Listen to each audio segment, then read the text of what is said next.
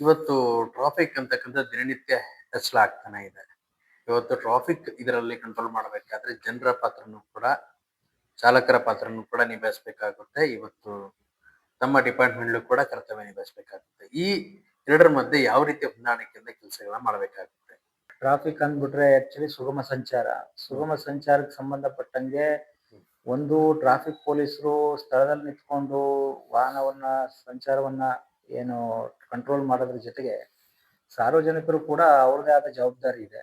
ಅವರು ಈ ರೂಲ್ಸ್ ಏನಿದೆ ಟ್ರಾಫಿಕ್ ರೂಲ್ಸ್ ಅದನ್ನ ದಯವಿಟ್ಟು ಫಾಲೋ ಮಾಡಿದ್ರೆ ಆದಷ್ಟು ಅಪಘಾತಗಳು ಮೇನ್ ಸಂಚಾರ ನಿಯಮಗಳನ್ನ ಏನು ರೂಲ್ಸ್ ಮಾಡಿರೋದೆ ಈ ಅಪಘಾತಗಳನ್ನ ತಡೆಗಟ್ಟಲಿಕ್ಕೆ. ಮತ್ತೆ ಈಗ ನಿಮ್ಗೆ ಗೊತ್ತಿರ್ಬೋದು ರಸ್ತೆ ಅಪಘಾತಗಳಲ್ಲಿ ನಮ್ಮ ಶಿವಮೊಗ್ಗದಲ್ಲೇ ಸುಮಾರು 50 ಜನ ಶಿವಮೊಗ್ಗ ಸಿಟಿಲಿ ರಸ್ತೆ ಅಪಘಾತಗಳಲ್ಲಿ ಮರಣ ಹೊಂದ್ತಾರೆ. ಸುಮಾರು ಒಂದು 400 ರಿಂದ 500 ಜನ ಈ ಸಾಮಾನ್ಯ ಸ್ವರೂಪದ ಗಾಯಗಳಾಗ್ತವೆ, ಫ್ರಾಕ್ಚರ್ ಆಗ್ತದೆ.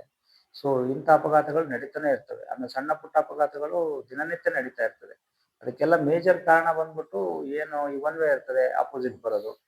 ಹೆಲ್ಮೆಟ್ ಹಾಕ್ಲಿಲ್ಲ ಅಂದ್ರೆ ಆಲ್ಮೋಸ್ಟ್ ಹೆಡ್ ಇಂಜುರಿ ರಸ್ತೆ ಅಪಘಾತಗಳಲ್ಲಿ ಏನಾದ್ರು ಮರಣ ಹೊಂದಿದ್ದಾರೆ ಅಂದ್ರೆ ಮೇಜರ್ ಕಾರಣ ಅದು ತಲೆಗೆ ಹೊಡೆತ ಬಿದ್ರೆ ಡೆತ್ ಆಗ್ತಕ್ಕಂಥದ್ದು. ಹೆಲ್ಮೆಟ್ ಹಾಕ್ದ್ರೆ ಆಲ್ಮೋಸ್ಟ್ ಸ್ವಲ್ಪ ಸಾವು ಸಂಭವ ಸ್ವಲ್ಪ ಕಡಿಮೆ ಆಗ್ತದೆ.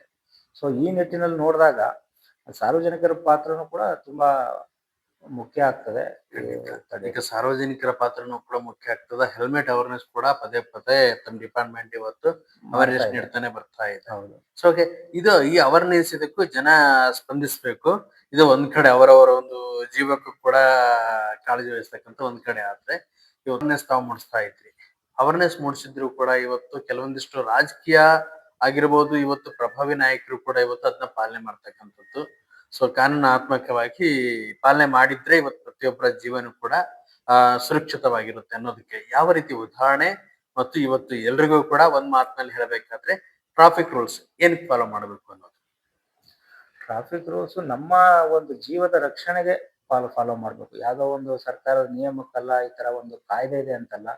ನಾವು ರಸ್ತೆಯಲ್ಲಿ ಮನೆಯಿಂದ ಹೊರಗಡೆ ಬಂದಾಗ ಸುರಕ್ಷಿತವಾಗಿ ವಾಪಸ್ ಮನೆ ತಲುಪಬೇಕು ಅಂದ್ರೆ ರಸ್ತೆಯಲ್ಲಿ ಏನು ಯಾವ ರೀತಿ ನಾವು ಚಲಾವಣೆ ಮಾಡ್ಬೇಕು ಅನ್ನೋದು ಬಹಳ ಮುಖ್ಯ. ಯಾಕಂದ್ರೆ ನಾವು ಸುರಕ್ಷಿತವಾಗಿ ಹೋದ್ರು ಕೂಡ ಎದುರುಗಡೆ ಬರ್ತಕ್ಕಂತ ಚಾಲಕ ಅವನು ಸರಿಯಾಗಿ ಚಾಲನೆ ಮಾಡ್ಲಿಲ್ಲ ಅಂದ್ರೂ ಕೂಡ ಅಪಾಯಗಳು ಕಟ್ಟಿಟ್ಟ ಬುತ್ತಿದೆ.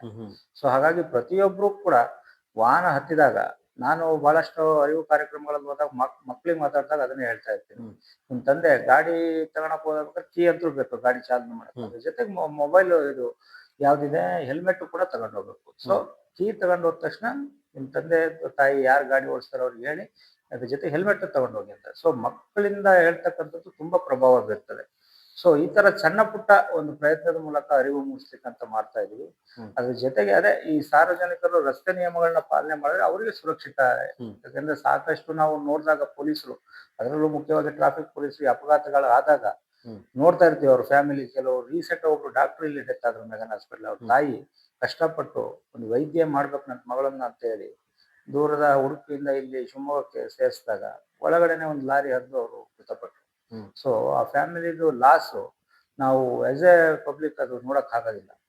ಸೊ ಅವ್ರಿಗೆ ಗೊತ್ತಿರ್ತದೆ ಅದ್ರ ನೋವು, ಅದರದ್ದು ಒಂದು ಆಘಾತ. ಸೊ ಹಾಗಾಗಿ ರಸ್ತೆ ಅಪಘಾತಗಳಲ್ಲಿ ನಾವು ಯಾಕಂದ್ರೆ ನಮ್ಮ ಭಾರತದಲ್ಲಿ ರಸ್ತೆ ನಿಯಮಗಳಿಗೆ ಮತ್ತು ಅದ್ರದ್ದು ಒಂದು ಅವೇರ್ನೆಸ್ಗೆ ತುಂಬಾ ಕಡಿಮೆ ಇಂಪಾರ್ಟೆನ್ಸ್ ಕೊಡ್ತೀವಿ ಅಂತ ನನಗೆ ಅನಿಸ್ತದೆ ವೈಯಕ್ತಿಕವಾಗಿ.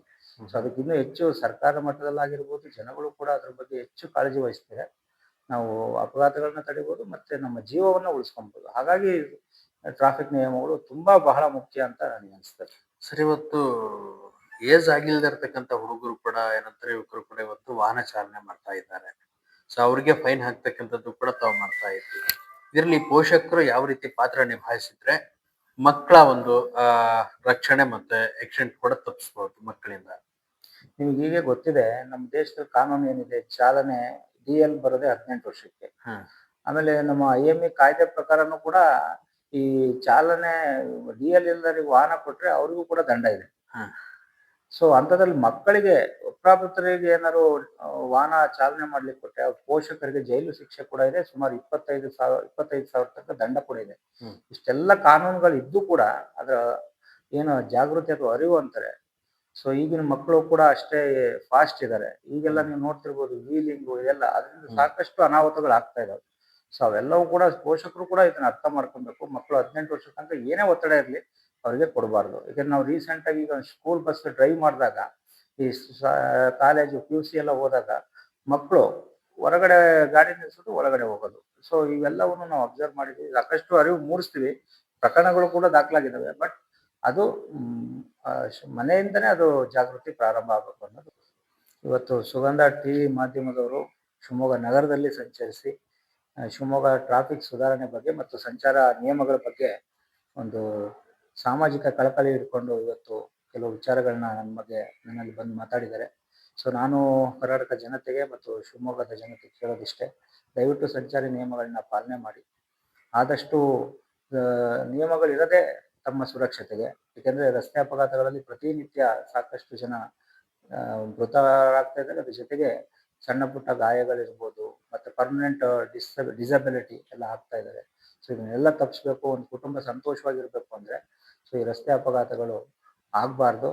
ರಸ್ತೆ ಅಪಘಾತಗಳಿಂದ ಯಾರಿಗೂ ಕೂಡ ಸಾವು ನೋವುಗಳು ಆಗಬಾರ್ದು ಅನ್ನೋ ಒಂದು ದೃಷ್ಟಿಯಿಂದ ಇವತ್ತೇನು ಸುಗಂಧ ಟಿವಿ ಅವರು ಒಂದು ಜಾಗೃತಿ ಕಾರ್ಯಕ್ರಮವನ್ನು ಮಾಡ್ತಾ ಇದ್ದಾರೆ. ಅವರ ಒಂದು ಆಶಯಕ್ಕೆ ಒಳ್ಳೆಯದಾಗಲಿ. ಮತ್ತು ಎಲ್ಲರೂ ಕೂಡ ದಯವಿಟ್ಟು ಸಂಚಾರಿ ನಿಯಮಗಳನ್ನ ಪಾಲಿಸಿ ಮತ್ತು ರಸ್ತೆ ಅಪಘಾತಗಳನ್ನು ತಪ್ಪಿಸಿ ಅಂತ ಈ ಮೂಲಕ ಕೇಳ್ಕೊಳ್ತೀನಿ. Okay sir.